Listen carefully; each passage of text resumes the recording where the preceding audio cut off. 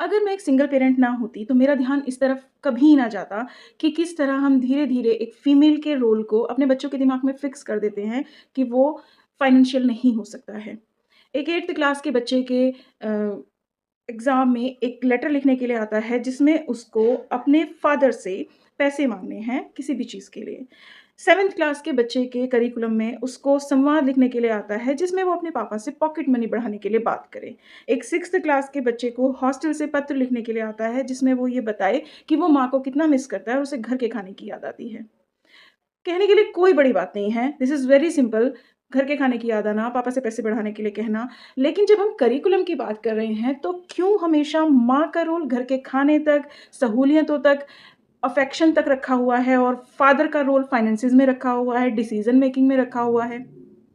हमने बहुत छोटे से बच्चे के दिमाग में फिक्स कर दिया कि अगर आप पावर की बात कर रहे हैं, अगर आप किसी चीज़ के लिए परमिशन, डिसीज़न, फाइनेंसेस चाहते हैं, तो आपको फ़ादर से बात करनी है और अगर आपको खाना चाहिए, कपड़े धुले हुए चाहिए, प्यार चाहिए, तो आप माँ से बात करें।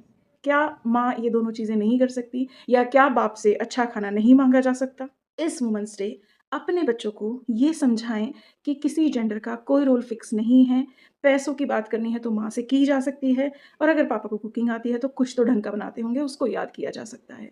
है बहुत सिंपल, लेकिन उसको लॉन्ग टर्म में ये फिक्स हो जाएगा कि कोई रोल किसी जेंडर के लिए फिक्स नहीं है, सब कर सकते हैं। And this is the actual way to say happy women's day.